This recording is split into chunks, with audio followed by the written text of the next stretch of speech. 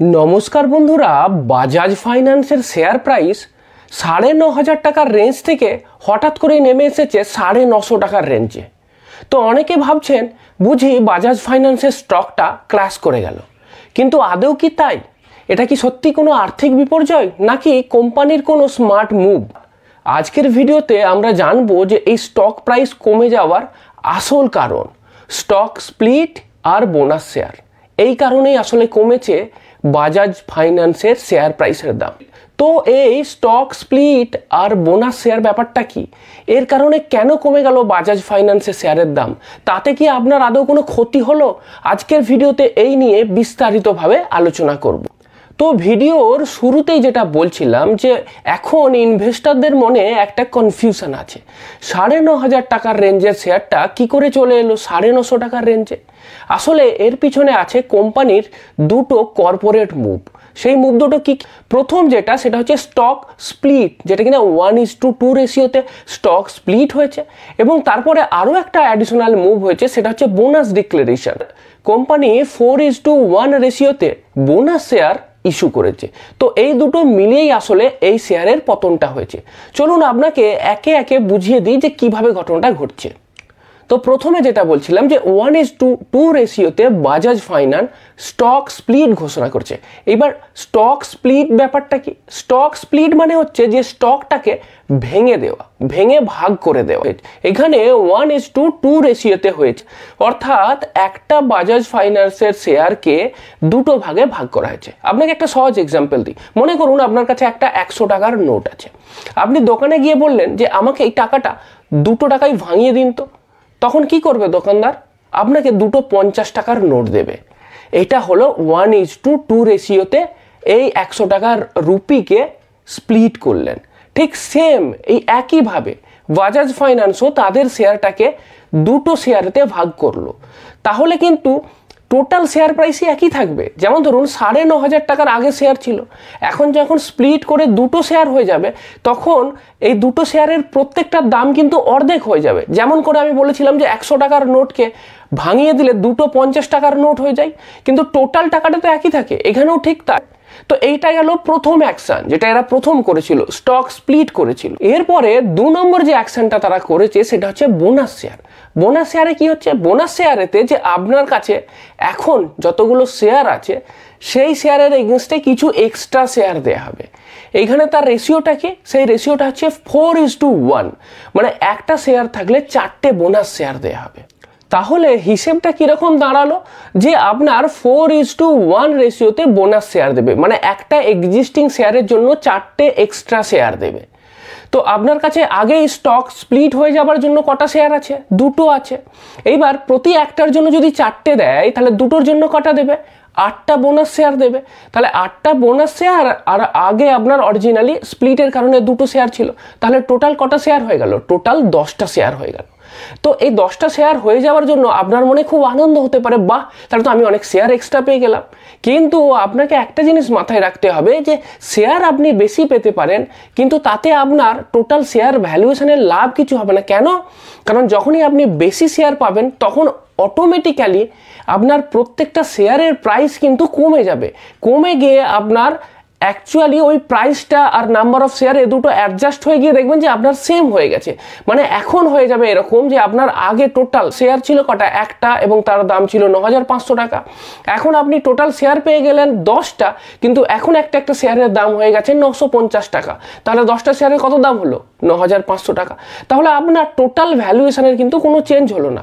তাহলে এখান থেকে একটা জিনিস আপনার কাছে ক্লিয়ার হয়ে গেল, যদি বোনাস শেয়ার দেওয়া হয় তাহলে কিন্তু আপনার শেয়ারের সংখ্যা বেড়ে যাবে ঠিকই, কিন্তু আপনার টোটাল ক্যাশ গেইন হবে না। কারণ যে পরিমাণ বা যে রেশিওতে আপনার বোনাস শেয়ার ডিক্লেয়ার করবে ঠিক সেম রেশিওতে আপনার স্টক প্রাইস কিন্তু ডাউন হয়ে যাবে। স্বাভাবিক না? কারণ একটা জিনিস ভাবুন, শেয়ার হোল্ডার যারা আছে তাদের নাম্বার অফ শেয়ার বেড়ে গেল, কিন্তু কোম্পানির যে ভ্যালুয়েশন, মানে কোম্পানির যে ভ্যালু আছে, অ্যাসেট আছে, সেটা তো বেড়ে যায়নি। তাহলে সেটা তো একই আছে। আগে ছিল কি যে 10টা শেয়ারেতে ধরুন 1 কোটি টাকা আপনার ভাগ করে দেওয়া হতো, এখন 20টা শেয়ার আছে, সেখানে তো 1 কোটি টাকাই ভাগ করে দেওয়া হবে। তাহলে কি হবে? শেয়ার বেড়ে গেলে পার শেয়ার পিছু দাম কমে যাবে, সিম্পল।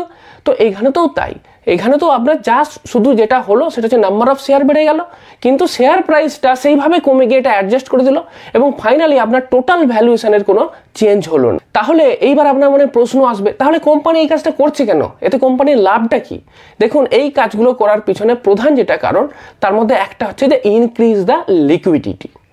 মনে করুন রিটেল ইনভেস্টার যারা, মানে যারা ছোট ছোট ইনভেস্টর, তাদের অনেকেরই ইচ্ছে আছে বাজাজ ফাইন্যান্সে ইনভেস্ট করার, কিন্তু ইনভেস্ট করতে গিয়েই তারা একটুখানি হাতে ছ্যাঁকা খেয়ে যায়।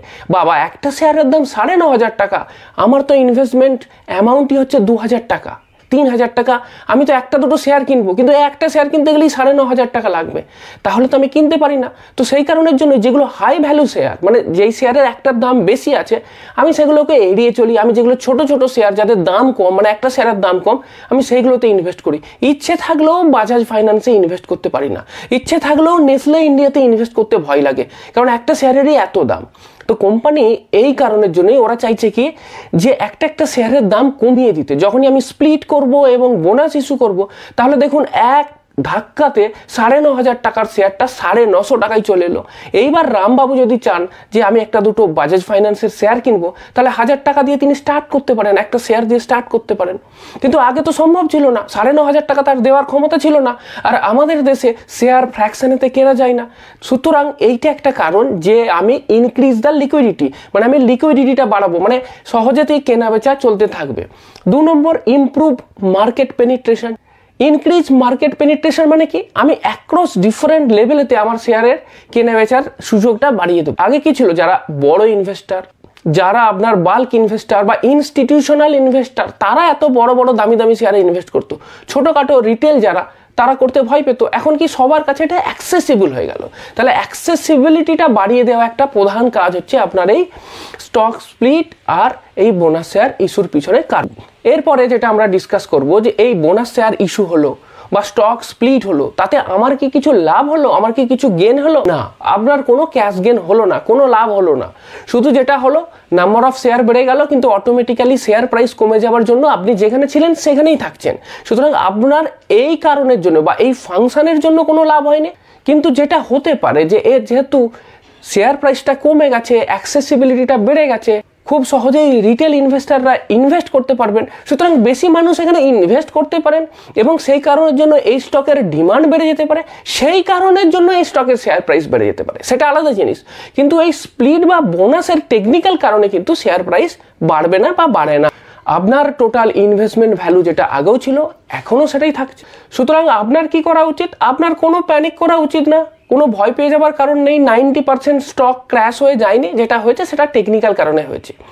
আর একটা প্রশ্ন অনেকের মনে আসতে পারে যে আমার ডিম্যাট অ্যাকাউন্টে তো আমি দেখতে পাচ্ছি যে আমার আগেও যা শেয়ার ছিল এখনও সেই একই শেয়ার আছে, কিন্তু শেয়ার প্রাইসটা কম দেখাচ্ছে। দেখুন, অনেকের ক্ষেত্রে কি হচ্ছে যে এখনো পর্যন্ত যেটা স্টক স্প্লিট হয়েছে 1:2 রেশিওতে, সেই রেজাল্টটাই পেয়েছেন, মানে একটা শেয়ার ছিল দুটো শেয়ার হয়েছে। কিন্তু বোনাস শেয়ার যেটা ইস্যু হয়েছে সেটা হয়তো অনেকের ডিম্যাট অ্যাকাউন্টেতে এখনো ক্রেডিট হয়নি।